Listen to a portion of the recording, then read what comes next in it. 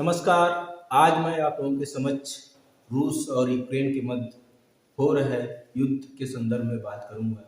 रूस और यूक्रेन के मध्य हो रहा युद्ध परमाणु युद्ध के मुहाने पे पहुंच चुका है।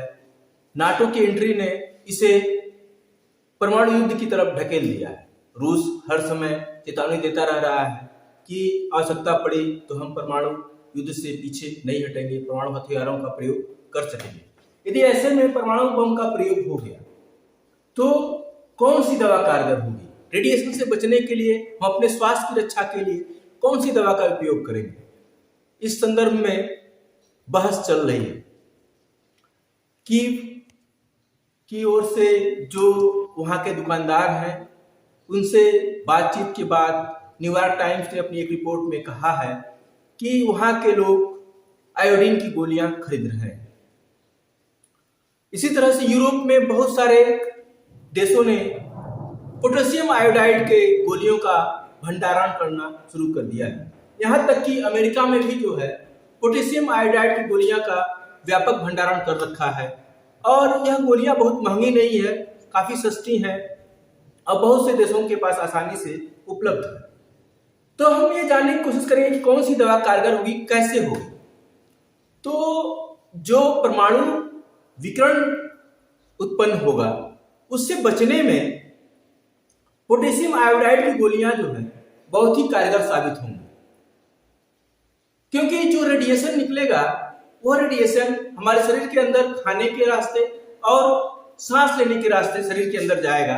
यदि हम उसको रास्ते में ही रोक लेते हैं तो हमारे शरीर को उससे बचाव हो सकता है। ऐसे में पोटेशियम आयोडाइड की जो गोली है, जिसे FeAI भी कहा जाता है, उसकी गोली को यदि हम लेते हैं तो वह हमारे जो थायराइड ग्रंथि है, उस थायराइड ग्रंथि में आयोडीन जमा हो जाता है और जो रेडिएशन आता है, परमाणु विकिरण आता है, जो परमाणु बम के प्रयोग होने से या किसी तरह के रिसाव होने से, तो वह हमारे शरीर के अंदर नहीं जाने देता है। और इस तरह से जो हमारी थायराइड ग्रंथि है वह इससे हमारे शरीर का बचाव करती है। लेकिन बहुत से लोग इसको लेने की कोशिश कर रहे हैं। अगर आप तुरंत लेते हैं, बिना परमाणु हमला हुए या परमाणु रिसाव हुए इसको लेते हैं, तो यह आपके शरीर को नुकसान पहुंचा सकता है। यह डॉक्टर की सलाह के अनुसार लेना होगा। और जो डॉक्टरों का कहना है, उनका कहना है कि जो पोटेशियम आयोडाइड की गोली है वह परमाणु हमला होने के कुछ समय पहले या रेडिएशन होने के कुछ समय पहले भी आप ले लेते हैं तो आपको उससे बचाव होगा। यदि आप पहले लेते हैं, परमाणु हमला नहीं हुआ है और उसको लेते हैं, तो उसका कोई असर नहीं होगा, कोई फायदा नहीं होगा और यहाँ तक कि वो शरीर को हमारे नुकसान भी पहुंचा सकता है। तो ऐसे में पोटेशियम आयोडाइड की जो गोली है वह परमाणु जोखिम में खासा सुरक्षा प्रदान करती है। और जो हमारे हार्मोन उत्पादन की ग्रंथि है, उसके द्वारा थायराइड ग्रंथि जो है उसको विकिरण को लेने से, शरीर के अंदर जाने से रोकती है।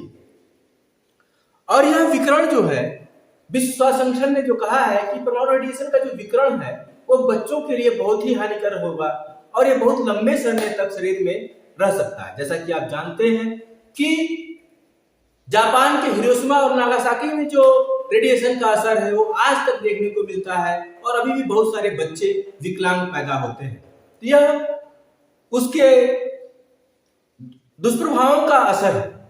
तो इसमें यह जरूरी है कि इसके बचाव की पहले से तैयारी की जाए और कोशिश तो यही होनी चाहिए कि परमाणु युद्ध ना हो।